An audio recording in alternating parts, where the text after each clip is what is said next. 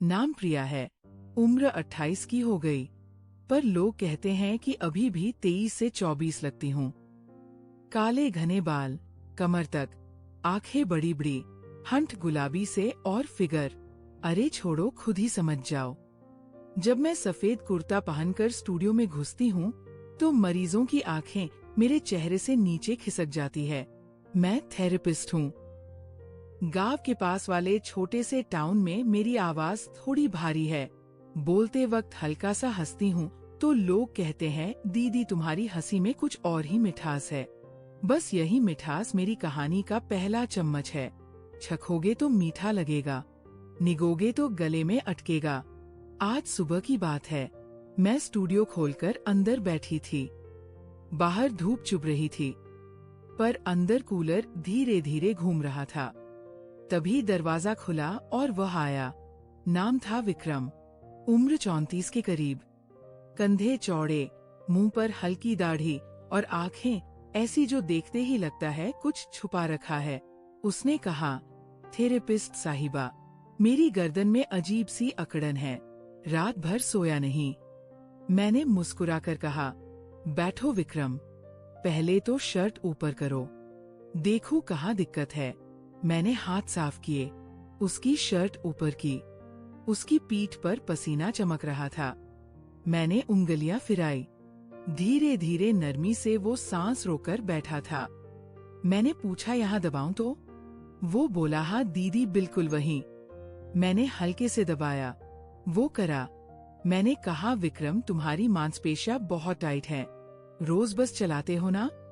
वो हंसा, हाँ दीदी, लंबी सड़कों पर झुककर काम करता हूँ, पर आज ऐसा लग रहा है जैसे कोई मेरे अंदर से खींच रहा हो। मैंने सोचा, अंदर से खींचना तो मेरा भी काम है, गांठ को बाहर निकालना। फिर मैंने कहा, लेट जाओ मैट पर, मैं थोड़ा तेल लगाकर प्रेशर दूंगी, अकड़न तुरंत भागेगा। वो बिना कुछ बोले लेट गया। मैंने तेल की शीशी खोली। गर्म तेल की खुशबू कमरे में फैल गई। मैंने उसकी गर्दन पर तेल डाला, धीरे धीरे जैसे कोई रेशमी धागा खींच रही हो। मेरी उंगलियां फिसल रही थी। वो आंखें बंद किए लेटा था। मैंने पूछा, विक्रम शादी हुई कि नहीं? वो बोला, नहीं दीदी, माँ ढूंढ रही है। मैंने हंसकर कहा, अच्छा तो अभी तक कोई तुम्हें पकड़ नहीं पाया? वो शर्माया, पकड़ने वाली तो आप जैसी चाहिए।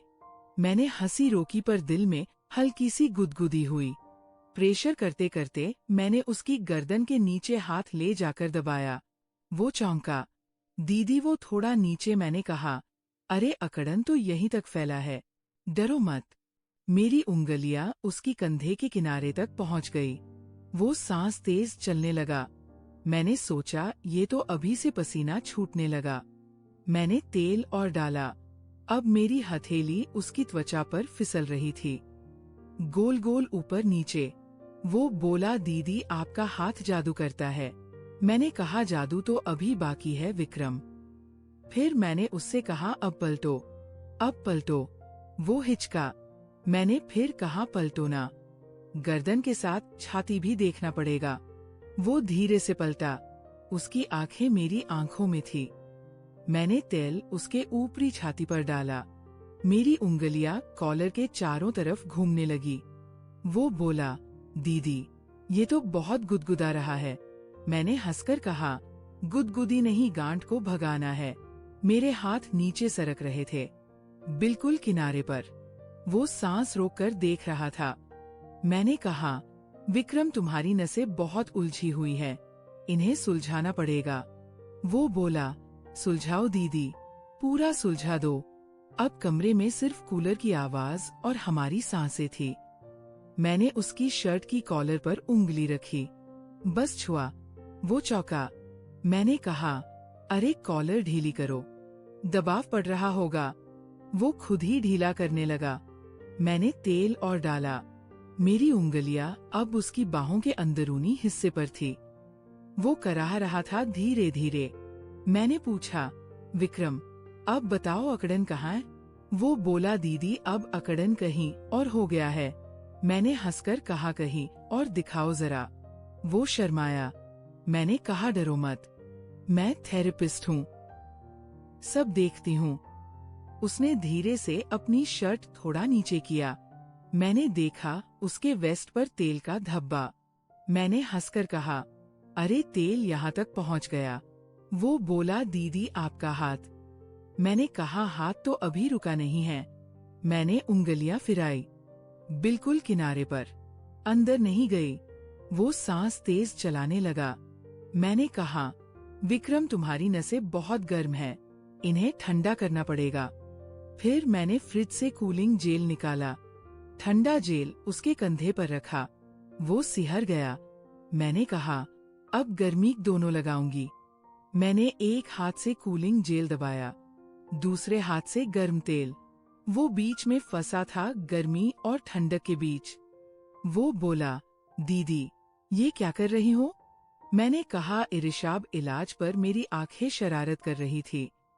अब मैंने उससे कहा, विक्रम एक एक्सरसाइज करनी होगी, उठो। वो उठा।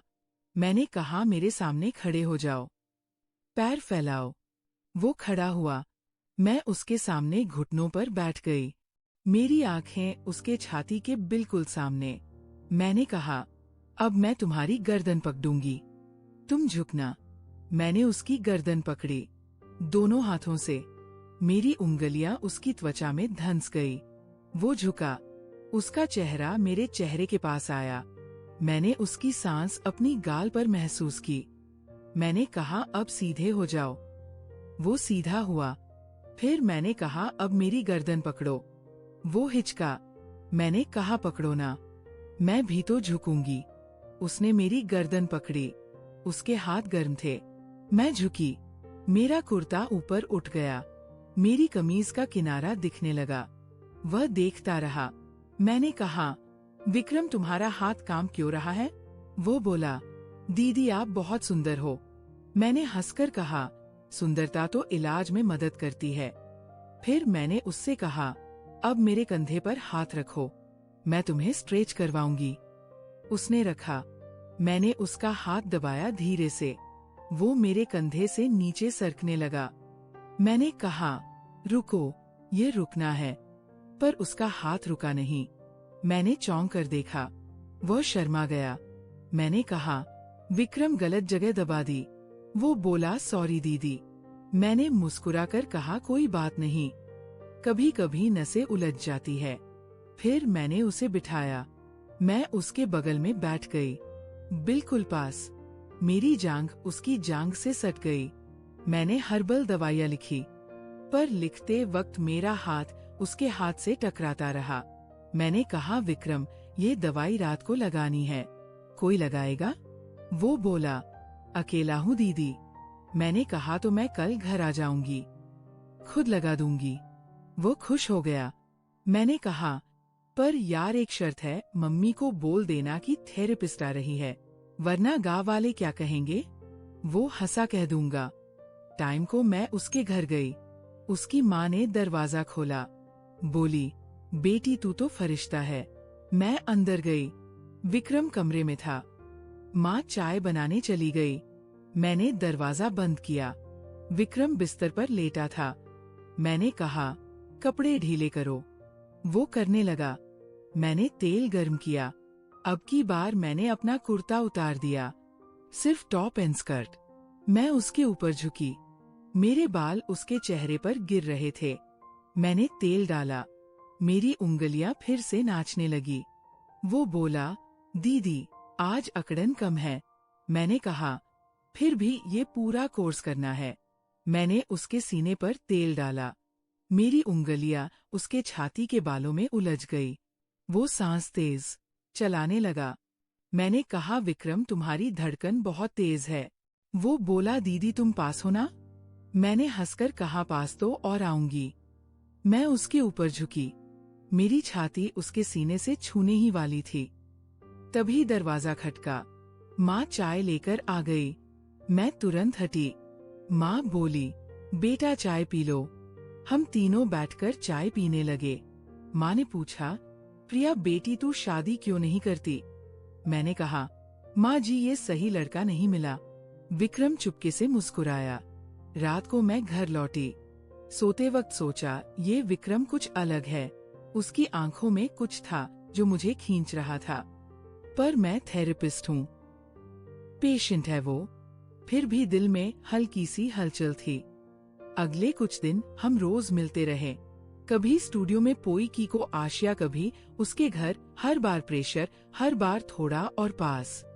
एक दिन मैंने कहा, विक्रम अब तुम मुझे प्रेशर करना सीखो। वो हंसा। मैं लेट गई। उसने मेरी गर्दन पर हाथ रखा। उसके हाथ कांप रहे थे। मैंने कहा, डरो मत, दबाओ। वो दबाने लगा। मेरी सांसें तेज हो गई। मैंने आंखें बंद कर ली। उसका हाथ नीचे सरकने लगा। मैंने कहा, विक्रम स्वरुक गया। मैंने पलटकर उसका हाथ पकड़ा। बोली, तुम समझते हो ना? वो बोला, समझता हूँ दीदी, पर दिल नहीं मानता। फिर एक दिन बारिश नहीं आई, बिजली नहीं गई, पर कुछ और हुआ। मैं स्टूडियो में अकेली थी। विक्रम आया। बोला, दीदी आज अकड़न फिर शुरू हो गया। मैंने कहा, आज कुछ नया ट्राई करेंगे। मैंने एक मशीन निकाली, एनर्जी स्टिमुलेटर। छोटे छोटे पैड्स मैंने उसके सीने पर लगाए। करंट की हल्की सी झंझनाहट। वो सिहर गया। मैंने कहा, अब तुम मेरे पर लगाओ। मैंने अपना टॉप ऊपर किया। उसने पैड्स मेरी गर्दन पर लगाए। मैंने मशीन ऑन की। हल्का सा झटका। मैं चीखी, आ विक्रम। वो डर गया। मैं हंस पड़ी। मजाक कर रही हूँ, अच्छा लग रहा है। फिर हम दोनों हंसने लगे। मैंने मशीन बंद की। हम आमने सामने थे, मेरी आंखें उसकी आंखों में। मैंने धीरे से कहा, विक्रम तुम मेरे लिए क्या हो? वो बोला, दीदी तुम मेरी सब कुछ। मैंने उसका हाथ पकड़ा। हम करीब आए, हमारे हंट बस 1 इंच दूर। तभी मेरी जेब में फोन बजा। सेंटर से इमरजेंसी कॉल। मैं हटी। बोली, चलो बाद में। उसके बाद हम दोनों समझ गए हमारे बीच कुछ है, पर अभी वक्त नहीं। मैंने उसे हर्ब्स दी। वो ठीक हो गया, पर अब वो मेरा दोस्त बन गया। कभी कभी आता, चाय पीता, बातें करता। गांव वालों को लगता थेरेपिस्ट साहिबा का खास पेशेंट है। एक दिन उसने कहा, दीदी मैं शादी करना चाहता हूँ। मैंने पूछा, किससे? वो शर्माया। तुम जानती हो? मैंने हंसकर कहा, तो माँ से बोलो। उसने माँ से बोला। माँ मेरे घर आई। मेरी माँ से बात की। फिर सगाई हुई। शादी की तारीख पक्की हुई। शादी वाले दिन मैं दुल्हन बनी, वो दूल्हा। मंडप में जब मैं उसके पास बैठी, उसने कान में कहा, दीदी आज अकड़न बिल्कुल नहीं है। मैंने हंसकर कहा, अब तो जिंदगी भर प्रेशर करूंगी, सब भूल जाओ। शादी, फेरे, जोड़ा, हंसी, सब डिस्टर्बिन।